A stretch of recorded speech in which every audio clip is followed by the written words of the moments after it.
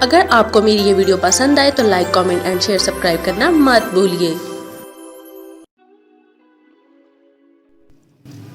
السلام علیکم آڈینس، کیسے ہیں آپ لوگ؟ امید کرتی ہوں ٹھیک ٹھاک ہوں گے، اور میری بھی اللہ سے یہی دعا ہے کہ اللہ پاک آپ لوگوں کو ہمیشہ اپنے حفظ و امان میں رکھے، ہنستا مسکراتا چہچہاتا رکھے۔ تو آج میں آپ کے ساتھ لے کر آئی ہوں گمشدہ قافلے کی 5th ایپیسوڈ۔ چلتے ہیں ایپیسوڈ کی طرف۔ پچھلی ایپیسوڈ میں ہم بات کر رہے تھے یوسف امینہ کے گھر امینہ سے ملنے آیا ہے، کیونکہ اسے بہت ضروری بات کرنی تھی امینہ سے۔ کھانا کھانے کے بعد سب مغرب کی نماز ادا کر رہے تھے۔ امینہ نے اپنی اماں کو دوسرے کمرے میں جانے کی اجازت چاہی اور یوسف سے بات کرنے لگی۔ بڑھتے ہیں اگلی ایپیسوڈ کی طرف۔ امینہ نے کہا، آپ اسی کمرے میں بیٹھ جائیں، میں ابھی آتی ہوں۔ یوسف واپس چلا گیا اور ساتھ والے کمرے میں بیٹھنے کی بجائے ٹہلنے لگا۔ 5 منٹ بعد امینہ شربت کا ایک جگ اور گلاس اٹھائے کمرے میں داخل ہوئی اور تپائی پرکھتے ہوئے بولی، میرا خیال ہے آپ پیاس محسوس کر رہے ہوں گے، تشریف رکھیے اور ٹھنڈا پانی پینے کے بعد اطمینان سے بات کیجیے۔ اس نے گلاس بھر کر یوسف کو پیش کیا۔ یوسف نے گلاس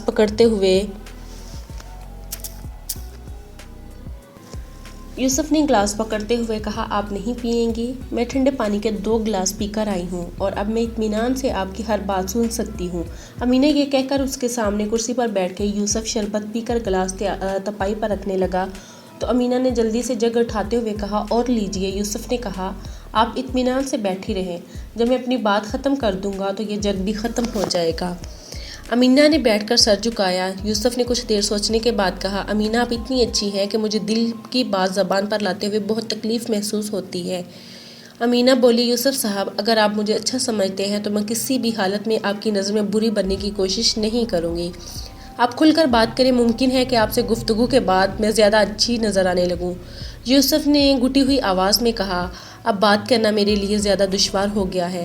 امینہ نے ایک ثانیے کے لیے یوسف کی طرف دیکھا اور پھر سر جھکاتے ہوئے کہا، یوسف صاحب، میں آپ کی مشکل کو آسان بنانے کی کوشش کروں گی۔ آپ اپنی کوئی ایسی مجبوری بتانے کے لیے آئے ہیں جو مجھے معلوم نہیں، یا آپ مجھے یہ بتانا چاہتے ہیں کہ آپ کی زندگی کے پروگرام میں میرے لیے کوئی جگہ نہیں؟ اگر یہ بات ہے تو بھی مجھے آپ سے کوئی گلہ نہیں ہوگا۔ میں اتنا سمجھ سکتی ہوں کہ اس دنیا کی ہر بات میری مرضی کے مطابق نہیں ہو سکتی۔ میں اسے بھی قدرت کا احسان سمجھتی ہوں کہ آپ کو جانتی ہوں اور میں نے آپ سے بہت کچھ سیکھا ہے۔ مجھے آپ نے جو یقین اور اعتماد دیا ہے وہ میری زندگی کا ایک قیمتی سرمایہ ہوگا۔ یوسف نے اس کی طرف دیکھا تو وہ بولی، آپ اتنے اچھے ہیں لیکن معلوم نہیں ہے اتنا کیوں ڈرا کرتی تھی؟ شاید ڈاکوؤں کے ساتھ آپ کی لڑائی کے بعد آپ سے کچھ زیادہ ہی مرعوب ہو گئی تھی۔ ارے امینہ، تم سچ کہتی ہو کہ تم مجھ سے خوف کھاتی ہو؟ جی، میں یقین سے کوئی بات نہیں کہہ سکتی۔ مجھے یہ محسوس ہوتا ہے کہ آپ ہر لحاظ سے بہت بڑے ہیں اور میں ہر لحاظ سے بہت چھوٹی ہوں۔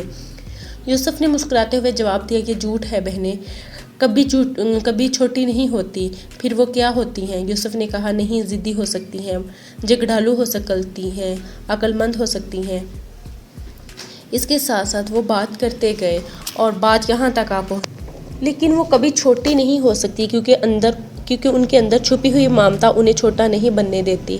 اس کا مطلب ہے کہ میں اپنی توقع سے زیادہ خوش قسمت ہوں۔ یوسف صاحب، اگر مجھے یہ اطمینان ہو جائے کہ آپ کی شفقت کا ہاتھ ہمیشہ میرے سر پر رہے گا تو میں اسے بھی ایک انعام سمجھوں گی۔ اگر آپ اجازت دیں تو میں ایک سوال پوچھنا چاہتی ہوں، شکایت کے طور پر نہیں، صرف اپنے دل کے اطمینان کے لیے۔ پوچھیے، میں سوال کے جواب کے ساتھ آپ کی شکایت بھی دور کرنے کی کوشش کر دوں گا۔ یوسف صاحب، کیا آپ بتائیں گے کہ آخر وہ خوش نصیب کون ہے جسے آپ کا قرب حاصل ہوگا؟ یوسف نے جواب دیا، اگر مجھے اپنے خواب کی تعبیر کا علم ہوتا تو میں فوراً آپ کے سوال کا جواب دیتا، لیکن ابھی مجھے یہ معلوم نہیں کہ جسے آپ خوش نصیب سمجھتی ہیں اس کے اور میرے درمیان کتنے پہاڑ اور وبا حائل ہیں۔ امینہ نے کہا، مجھے یقین ہے کہ کوئی پہاڑ اور کوئی دریا آپ کے راستے میں حائل نہیں ہو سکتا، اور اگر کسی مرحلہ میں آپ کی مدد کر سکوں تو میں یہ سمجھوں گی کہ میں نے زندگی سے بہت کچھ پا لیا ہے۔ مجھے صرف آپ کی دعاؤں کی ضرورت ہے۔ امینہ بولی، میرا دل گواہی دیتا ہے، میں اسے جانتی ہوں، وہ جلندھر سے تعلق رکھتی ہے اور بہت خوبصورت ہے۔ آپ کے دل کی گواہی غلط نہیں ہو سکتی، لیکن حالات نے ہمیں ایک دوسرے سے بہت دور کر دیا ہے۔ یہ کیسے ہو سکتا ہے؟ جس لڑکی کو میں جانتی ہوں اس کے بارے میں یہ سوچ بھی نہیں سکتی کہ وہ آپ سے دور جا سکتی ہے۔ یوسف نے کہا، ان سے تو مجھے کوئی شکایت نہیں، مجھے صرف اپنے حالات سے شکوہ ہے۔ امینہ، ان حالات نے مجھے مجبور کر دیا ہے کہ کچھ عرصہ میں اپنے گھر سے دور رہوں۔ میں فوج میں کمیشن حاصل کرنے کی ابتدائی مراحل سے گزر رہا ہوں۔ اور عنقریب میں کہیں دور چلا جاؤں گا. یہاں منظور سے بہتر میرا اور کوئی دوست نہیں، اور وہ وقت آنے پر میرے مسائل اور الجھنوں سے تمہیں آگاہ کر سکے گا. اب اگر آپ اپنی امی کو میرے اچانک چلے جانے کے لیے کوئی موزوں الفاظ سوچ سکتی ہیں تو میں یہیں سے رخصت ہوتا ہوں. آپ کی جو تصویر پہلے میرے دل میں تھی وہ آج بھی دلکش ہو گئی ہے. یوسف اٹھ کر کھڑا ہو گیا اور امینہ بھی اٹھ کر اس کی طرف دیکھنے لگی. یوسف بولا، آپ نے کہا تھا کہ آپ کے سر پر میری شفقت کا ہاتھ ایک انعام ہوگا. آج رخصت ہوتے میں آپ کے سر پر دونوں ہاتھ رکھ کر یہ وعدہ کرتا ہوں کہ میرے ہاتھ تمام عمر آپ کے سر پر رہیں گے، اور میں یہ بھی دعا بھی کروں گا کہ مجھ سے آپ بھی اور علی اکبر بھی کسی مرحلہ پر مایوس نہ ہوں. آپ نے ایک دن علی اکبر کی تعلیم کے بارے میں اپنی کچھ پریشانی ظاہر کی تھی، تو میں منظور سے بات کر چکا ہوں. چونکہ میں اچانک چلا جاؤں گا، اس لیے بہتر یہ ہوگا کہ منظور سے آج ہی فیصلہ کر لیا جائے. فضل الدین کو اپنے ڈرائیور کے ساتھ میری طرف سے یہ رکا دے کر بھیج دیں کہ منظور صاحب 5 بجے تک یہاں پہنچ جائیں گے. ابھی نہیں، انہیں 4 دن کے بعد بھیج دیں. میں آپ سے کئی اور باتیں کرنا چاہتا ہوں. میں پسند نہیں کروں گا کہ آپ کے دل میں میری قدر نہ رہے. مجھے سندھ سے لاہور پہنچتے ہی آپ سے رابطہ قائم کرنا چاہیے تھا، لیکن رات ہو چکی تھی اور مجھے کافی دیر منظور صاحب کے پاس رکنا پڑا. میرا خیال تھا کہ میں اپنے گھر پہنچتے ہی آپ کو اطمینان سے خط لکھ دوں گا اور الصبح یعنی کہ صبح کے وقت منظور صاحب کو آپ کے پاس بھیج دوں گا. لیکن گھر پہنچ کر میں زہر آلود کھانے کے نوالے کھاتے ہی زندگی اور موت کی کشمکش میں مبتلا ہو گیا تھا. امینہ نے کرب انگیز لہجے میں کہا، چراغ بی بی نے آپ کو زہر دے دیا تھا، اور اس کے ساتھ ہی اس کی آنکھوں سے آنسوں سے لبریز ہو گئی. یوسف بولا، لیکن اب یہ بات کسی اور کو معلوم نہیں ہونی چاہیے. میں نے 2 لقمے کھاتے ہی اپنے اندر ایک آگ سی محسوس کی تھی اور پانی کی پوری صراحی بھی پی گیا تھا. ساتھ ہی مجھے قے آنی شروع ہوئی اور میرا بچ جانا ایک معجزہ تھا. امینہ نے اپنے آنسو پونچھتے ہوئے اور سسکیاں ضبط کرتے ہوئے کہا، میں سوچ رہی تھی کہ آپ نے چراغ بی بی کا گلا گھونٹ ڈالا ہوگا.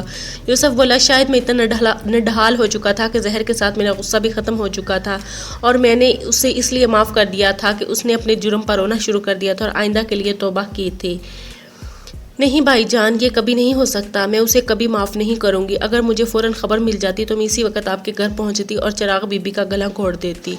چپ رہنے کی وجہ بھی یہی ہو سکتی ہے کہ میں کیسے یہ گوارا کر سکتا تھا کہ ایک بے وقوف سی عورت کے لیے کوئی اپنی زندگی خطرے میں ڈال دے. لیکن تمہاری اور تمہارے گھر کی سلامتی کے لیے ہمیشہ سوچتا ہوں. میرے پاس آپ کی حفاظت کے لیے منظور صاحب جیسا آدمی موجود ہے. وہ تعلیم میں آپ اور علی اکبر دونوں کی مدد کر سکے گا، لیکن وہ کوئی معاوضہ لینے کے لیے رضامند نہیں ہوگا. وہ ایک کھاتے پیتے گھرانے سے تعلق رکھتا ہے. امینہ بولی، لیکن معاوضہ انہیں ضرور لینا پڑے گا. یوسف بولا، لین دین کے مسئلے میں تمہارے ابا جی ہم سب سے زیادہ جانتے ہیں. مجھے یقین ہے کہ وہ منظور کو رضامند کرنے کا کوئی راستہ نکال لیں گے. جب آپ منظور کو اچھی طرح جان لیں گے تو آپ کو اس میں بہت سی خوبیاں نظر آئیں گی. میں یہ سمجھ سکتی ہوں کہ ایک معمولی آدمی آپ کے دل سے اتنا قریب نہیں ہو سکتا. نیکسٹ بات میں وہ کہتے ہیں، ایک بھٹکا ہوا مسافر. اب یوسف کی بات ہو رہی ہے. یوسف اور منظور لاہور ریلوے اسٹیشن پر کھڑے روہڑی کی طرف سے آنے والی گاڑی کا انتظار کر رہے تھے. گاڑی عین وقت پر آئی. احمد خان انہیں فرسٹ کلاس کے ڈبے سے اترتا دکھائی دیا. یوسف بھاگ کر اس سے بغرگیر ہوا اور منظور کا تعارف کرواتے ہوئے بولا، خان صاحب کہ میرے دوست منظور احمد ہے. احمد خان نے مصافحہ کرتے ہوئے کہا، بھائی میں پہلے بھی انہیں تمہارے ساتھ دیکھ چکا ہوں. آج کل دنیا میں بہت کم ایسے لوگ رہ گئے ہیں جو اپنے دوستوں کی پریشانیوں میں حصہ دار بننے کی کوشش کرتے ہیں. یوسف، تمہاری صحت کچھ اچھی نہیں معلوم ہوتی. تم ٹھیک تو ہو نا؟ جی ہاں، میں بالکل ٹھیک ہوں. اور آپ کی اس شفقت کا شکریہ ادا کرنے کے لیے تو مجھے الفاظ ہی نہیں ملتے کہ آپ نے میرا خط پڑھتے ہی اپنے آمد کا اتار بھیج دیا تھا. بھائی مجھے یہ بتاؤ کہ اب دوہرا دون سے تمہیں کال کب آئی؟ جی وہ تو پرسوں مل گئی تھی. یار یہ بڑی خوشی کی بات ہے کہ مجھے لاہور کی گرمی میں رکنا نہیں پڑے گا. کب تک حاضری ہے تمہاری؟ جی مجھے 23 جون کو حاضر ہونے کا آرڈر آیا ہے. بس پھر آج ہی تم تیاری کر لو اور کل ہم روانہ ہو جائیں گے. میں نے خان محمد کو گرمیوں کی چھٹیوں میں گھر بلانے کی بجائے ایک دوست کے مصرفت مسوری کے ایک ہوٹل میں ٹھہرانے کا انتظام کر دیا تھا. میرا ایک دوست دوہرا 2 دن میں کاروبار کرتا ہے اور اس نے بھی اس بات کا ذمہ بھی لیا ہے کہ جب میں مسوری پہنچوں گا تو ایک مکان بھی کرائے پر مل جائے گا. ویسے مجھے اس بات سے تعجب ہوا ہے کہ تم نے یکایک فوج میں شامل ہونے کا ارادہ کر لیا. خان صاحب جب آپ ساری باتیں سنیں گے تو آپ کو تعجب نہیں ہوگا. فلیٹی ہوٹل میں آپ کے لیے ایک کمرہ لیا ہے اور مجھے تنہا دوہرا دن جانے کی بجائے آپ کی رفاقت میں سفر سے زیادہ خوشی حاصل ہوگی. بھائی جب تک کسی سینٹر سے تمہاری فائنل کال نہیں آ جاتی تو مسوری میں ہمارے ساتھ رہو گے. میں چاہتا ہوں کہ خان محمد تم نے جو کچھ سیکھا ہے ہم دوہرا دن کے ہیڈ کوارٹر میں تمہارے لیے تب تک ہمارے ساتھ ہی رہیں گے. ہم ہیڈ کوارٹر میں تمہارے لیے مسوری کا پتہ لکھوا دیں گے، اب چلو باقی باتیں ہم ہوٹل میں پہنچ کر کریں گے۔ یوسف نے کہا خاص صاحب ٹھہریں گے تو آپ ہوٹل میں، لیکن کھانا آپ کو منظور صاحب کے ہاں کھانا پڑے گا۔ ان کا مکان تو آپ کے لیے شان نہیں، مگر ان کا باورچی خانہ بہت اچھا کھانا پکاتا ہے۔ احمد خان نے کہا۔ اس بات کو سنتے ہی اس نے کہا کیوں نہیں، میں ان کے ہاتھ کا بنا ہوا کھانا ضرور کھاؤں گا۔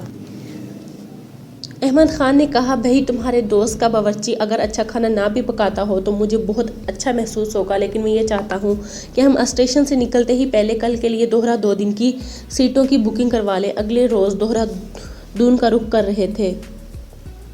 یوسف نے اپنے لیے نچلے درجہ کا ٹکٹ لینے کی بہت کوشش کی تھی، لیکن احمد خان نے بضد ہو کر اپنے ساتھ اس کا ٹکٹ خرید لیا تھا، اور یوسف کو قائل کرنے کے لیے اس کی آخری دلیل تھی، دیکھو یوسف، اگر تم نے اپنے گھر سے تارک اور خط آنے کے بعد اچانک لاہور پہنچنے کا فیصلہ نہ کر لیا ہوتا تو میں آپ سے یہ کہنے والا تھا کہ آپ میں اپنے سیکرٹری اور خان محمد کی تعلیق کی حیثیت سے معقول تنخواہ دے سکتا ہوں، اور آپ کو دیکھتے ہی میرے دل میں امید پیدا ہو گئی ہے کہ آپ میری تجویز کو رد نہیں کریں گے۔ میرا مطلب یہ ہے کہ جب تک آپ کسی اور کام پر نہیں لگ جاتے تو آپ میرے ساتھ رہیں، اور جس کلاس میں اور خان محمد سفر کریں گے آپ کو بھی اسی کلاس میں سفر کرنا پڑے گا، اور آپ کو لکھنے پڑھنے کے لیے تمام سہولتیں مہیا کرنا بھی میری ذمہ داری ہوگی۔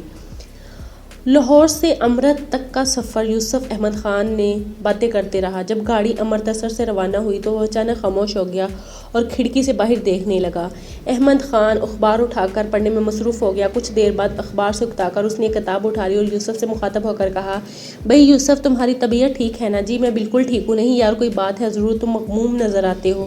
کوئی خاص بات نہیں خان صاحب، مجھے خیال آتا تھا